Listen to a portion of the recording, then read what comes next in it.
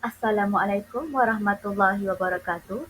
Nama saya Nurul Balkis binti Muhammad Al-Fazal dan dua lagi rakan saya Nur Azli binti Muhammad Fuzi dan Nur Farah Najihah binti Airul Anizam akan membentangkan tugasan 3 iaitu BBM Digital Muafakat Membawa Berkat. Umumnya BBM ini dibina melalui laman sesawang yang dikenali sebagai Google Sites. Apa itu Google Sites? Google Sites merupakan salah satu aplikasi yang dibina oleh Google.com untuk memudahkan penggunanya mengakses laman ini secara percuma dalam talian. Mengapa BBM Digital Muafakat Membawa Berkat menggunakan aplikasi atau laman sesawang Google Sites? Hal ini kerana Google Sites membolehkan guru mengakses bahan sedia ada atau bahan daripada internet untuk dimanfaatkan atau dimampatkan ke dalam Google Sites. Dalam erti kata lain, Google Sites juga bertindak sebagai pangkalan data yang membolehkan guru memampatkan segala nota, latihan atau aktiviti-aktiviti pembelajaran secara maya kepada murid mengikut halaman-halaman yang telah disediakan oleh Google Sites berdasarkan penyelenggaraan guru. Jika kita lihat pada tatapan skrin, BBM Digital Muafakat Membawa Berkat ini sebenarnya dibina untuk mengajarkan murid tahun 3 kemahiran mendengar dan bertutur melalui isi kandungan dalam halaman home terdapat halaman utama, set induksi, langkah 1, langkah 2 dan juga penutup. Laman utama menghuraikan tentang SK iaitu standard kandungan, SP standard pembelajaran yang dipilih oleh guru sebelum membina BBM ini dalam DSKP Bahasa Melayu tahun 3 dan diikuti dengan objektif pembelajaran iaitu apa yang perlu dicapai oleh murid pada pembelajaran hari tersebut. Kemudian murid akan menghadapi atau menjalani aktiviti-aktiviti pembelajaran daripada set induksi sehinggalah penutup.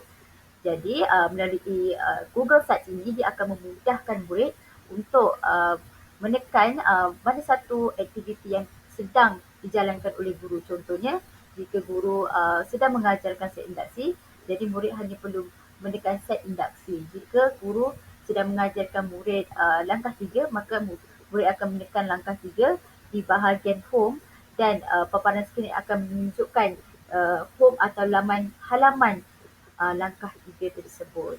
Seterusnya merupakan pengajaran dan pembelajaran PDP BBM Digital, iaitu saya akan menerangkan SK dan SP yang dipilih oleh guru berdasarkan DSKP Bahasa Melayu tahun 3.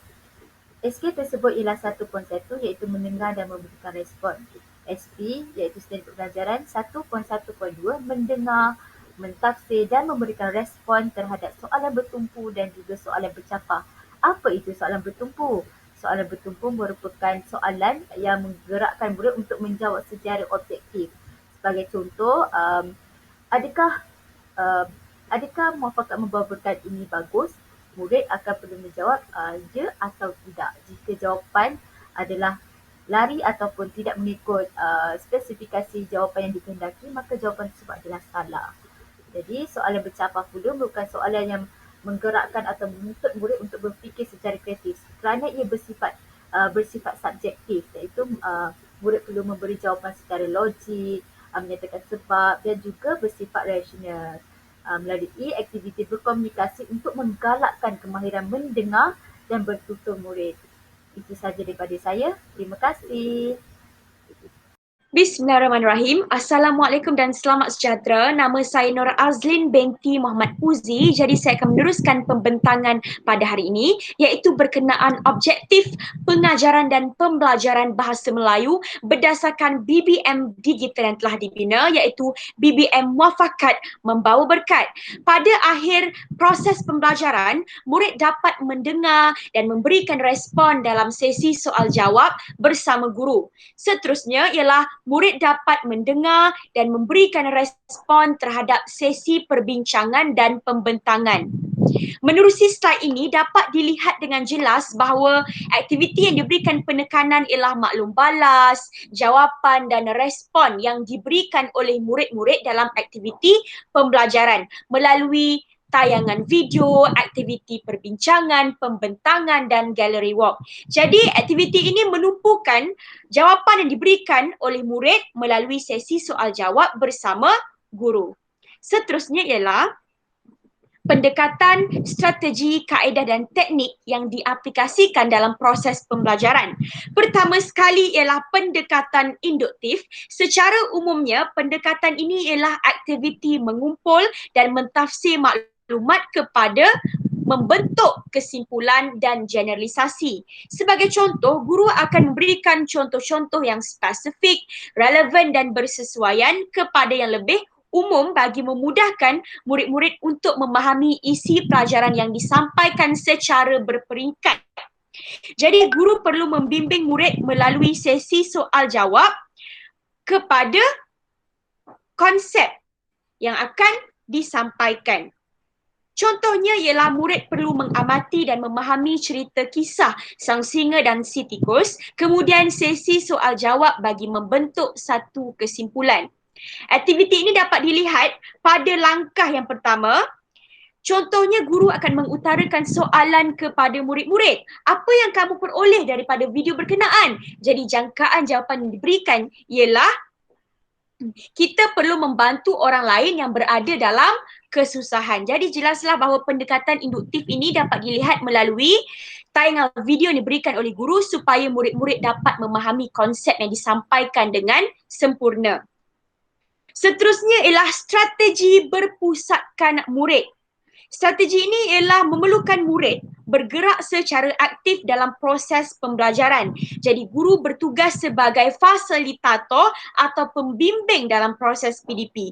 Guru juga perlu menyediakan bahan pengajaran yang bersesuaian bagi melancarkan proses aktiviti di dalam kelas. Sebagai contoh, guru menyediakan tab kepada murid-murid supaya mereka dapat mengakses kuis aktiviti pengukuhan dan pengayaan melalui aplikasi WordWall dan Kahoot seperti yang terdapat pada langkah 3 bagi memudahkan mereka untuk memahami dengan lebih mendalam dan mengukuhkan maklumat yang disampaikan oleh guru. Seterusnya ialah berkenaan kaedah natural yang diaplikasikan.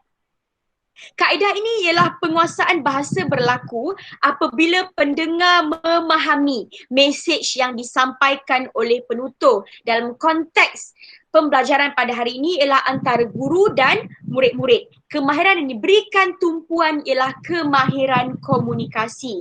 Sebagai contoh, murid bertanya kepada guru mengenai maksud perkataan muafakat. Kemudian, guru membuat penerangan disertakan dengan kosakata sinonim.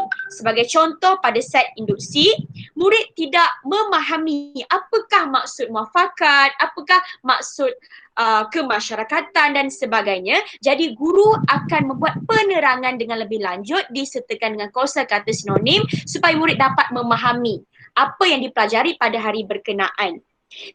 Sekaligus, guru akan menghubungkan jawapan dengan isi pelajaran pada hari tersebut. Akhir sekali merupakan teknik soal jawab dan permainan bahasa. Soal jawab merupakan sesi perbincangan, soalan dan juga jawapan antara guru dan murid-murid, manakala permainan bahasa merupakan permainan yang menyeronokkan di samping mereka dapat membantu mereka untuk memahami isi yang disampaikan. Sebagai contoh, teknik soal jawab, murid perlu menjawab soalan bertumpu dan bercapah berdasarkan video, iaitu video kisah Sang Singa dan Si Tikus. Setelah mereka menonton tayangan video berkenaan, mereka perlu menjawab soalan berdasarkan video pemahaman mereka. Seterusnya ialah aktiviti pengukuhan melalui kuis teka aktiviti muafakat dan kuis muafakat membawa berkat bagi memudahkan mereka untuk memahami dan lebih mengukuhkan lagi pemahaman berkenaan isi yang disampaikan. Jadi itu merupakan pendekatan, strategi, kaedah dan teknik yang diaplikasikan berdasarkan bahan bantu mengajar digital yang telah dibina. Seterusnya, aktiviti yang terdapat pada BBM digital seperti yang telah kita lihat pada langkah pertama merupakan aktiviti menjawab soalan bertumpu dan bercapah dan beberapa tayangan video ditayangkan kepada murid. Antaranya ialah kisah Sang Singa dan Si Tikus. Seterusnya merupakan langkah 2 iaitu aktiviti gallery walk. dan perbincangan serta paparan storyboard iaitu ikan yang suka menipu dan kembara lembu dan kedai. Manakala pada langkah yang terakhir iaitu langkah ketiga merupakan aktiviti pengukuhan kuis melalui aktiviti word wall dan juga Kahoot iaitu kuis teka aktiviti muafakat dan muafakat membawa berkat. Jadi itu sahaja daripada saya. Sekian, terima kasih. Baiklah, terima kasih Azlin. Jadi, nama saya Nur Farah Najihah binti Airul Anizam sebagai pembentang terakhir untuk ahli kumpulan kami. Jadi, bahagian saya ialah aspek yang dipilih bagi memerihalkan produk. Aspek yang dipilih mempunyai 6, antaranya ialah visual, audio, video, integrasi perisian aplikasi pejabat, multimedia interaktif dan juga internet. Jadi saya akan fokuskan satu persatu. Jadi kita tengok pada slide, paparan slide. Visual merupakan aspek yang dipilih yang pertama iaitu fotografi dan juga elektronik. Jadi apakah maksud visual? Visual ni merupakan perkara atau sesuatu yang boleh diperhatikan seperti image statik seperti gambar dan juga image bergerak, contohnya video. Visual ni dijadikan sebagai alat komunikasi yang konkret ataupun nyata berbanding dengan komunikasi verbal. Maksudnya di sini, guru menggunakan image ataupun video sebagai visual supaya murid lebih memahami topik yang dipelajari pada hari tersebut berbanding komunikasi secara sehala ataupun dua hala. Jadi, visual ni mempunyai peranannya, antaranya ialah membantu memfokuskan perhatian murid, membangkitkan keinginan dan minat yang baharu terhadap murid terhadap perkara yang dipelajari pada hari tersebut. Jadi yang ketiga, meningkatkan kefahaman dan perhatian murid terhadap isi kandungan dan juga objektif pembelajaran pada hari tersebut. Jadinya visual ni terbahagi kepada 3 iaitu fotografi, elektronik dan juga grafik. Tapi bagi visual BBM digital yang telah dipilih, kami menggunakan fotografi dan elektronik sebagai visual yang tetap. Contohnya, yang pertama, fotografi. Fotografi ini merupakan ilustrasi melalui gambar, sejenis visual yang realiti dalam keadaan paling realistik. Maksudnya, iaitu menyerupai sesuatu subjek ataupun situasi sebenar. Jadinya dengan menggunakan visual, guru menayangkan gambar seperti gambar singa ataupun gambar tikus. Jadi yang kedua, elektronik. Elektronik merupakan ilustrasi atau gambar dan image yang bergerak dalam bentuk digital. Contohnya video dan juga animasi. Jadi contohnya video kisah sang singa dan si tikus ataupun video muafakat membawa berkat. Jadi saya akan teruskan kepada aspek yang kedua iaitu audio. Audio ni merupakan satu proses komunikasi di mana memerlukan individu lain untuk mendengar dan memberikan perhatian mereka terhadap suara tersebut. Jadi kebaikan penggunaan audio ni untuk sesuai untuk murid yang kurang cekap membaca, dan yang kedua bunyi-bunyian yang real, yang nyata ataupun yang original boleh dimainkan berulang kali. Jadinya murid dapat mengulangi audio yang digunakan oleh guru. Jadi murid akan memahami perkara-perkara yang guru ingin terangkan. Jadi walaupun ada kebaikan, namun audio ni mempunyai kelemahannya tersendiri. Jadi apakah kelemahannya? Yang pertama, lebih kepada pengalaman pendengaran sahaja. Jadi murid tak dapat berkomunikasi secara dua hala apabila guru menggunakan audio sahaja. Jadi yang kedua, murid mudah dipengaruhi oleh gangguan luar. Contohnya bunyi daripada suara televisyen ataupun suara-suara daripada rakan di sebelah. Dan yang ketiga, kadar penyampaian yang telah ditentukan. Maksudnya audio seperti pada langkah 1, guru menggunakan audio. Jadi murid dapat mempendengarikan audio tu apabila mereka tidak berada di hadapan guru. Jadi format penerbitan bahan audio yang digunakan ialah penerangan dan juga lakonan daripada haiwan-haiwan. Jadi saya akan teruskan kepada aspek yang ketiga iaitu video. Video ni merupakan media yang bergerak yang boleh menghasilkan imej yang real, yang realistik dan sangat bermanfaat dalam penyampaian sesuatu mesej kepada murid. Lepas tu, yang kedua, berupaya membawa masuk peristiwa yang berlaku di luar bilik darjah atau peristiwa yang berbahaya. Contohnya, takkanlah guru perlu membawa murid untuk melihat singa sendiri. Jadi, guru boleh menggunakan video untuk memperdengarkan kepada murid bunyi ngauman singa tu sendiri. Jadi, guru takkan membahayakan nyawa murid untuk mereka memahami macam mana bunyi ngauman singa itu sendiri. Jadi yang ketiga, mampu merangsang pelbagai deria dengan mudah dan kesan. Contohnya deria mendengar dan juga deria melihat. Dan akhir sekali untuk video, mampu meraih emosi dan sikap murid dengan mudah berbanding menggunakan imej statik. Contohnya, suara singa itu sendiri lebih menggerunkan berbanding penggunaan gambar apabila ditayangkan di hadapan kelas. Jadi murid lebih faham apa itu suara singa dan bagaimana perasaan apabila kita berhadapan dengan singa itu sendiri. Jadi saya akan beralih kepada integrasi perisian aplikasi pejabat. Integrasi perisian aplikasi pejabat ini terbahagi kepada 5 iaitu aplikasi pemprosesan perkataan, aplikasi hamparan elektronik, aplikasi persembahan elektronik, aplikasi pangkalan data dan juga integrasi internet.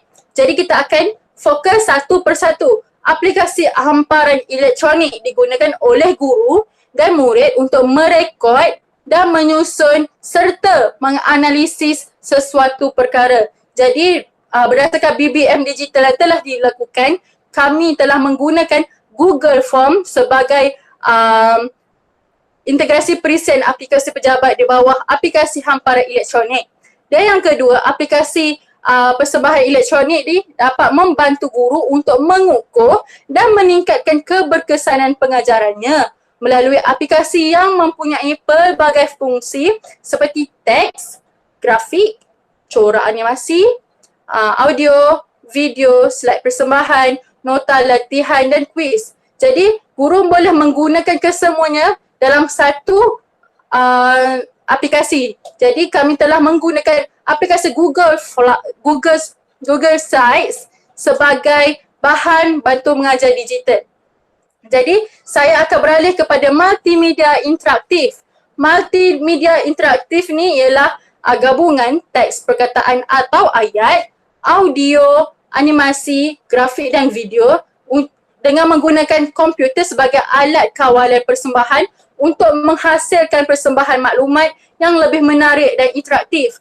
Jadi interaktif ni sendiri maksudnya sesuatu perkara yang boleh menarik murid untuk fokus di dalam kelas dan juga mempunyai butang kepada sesuatu paparan.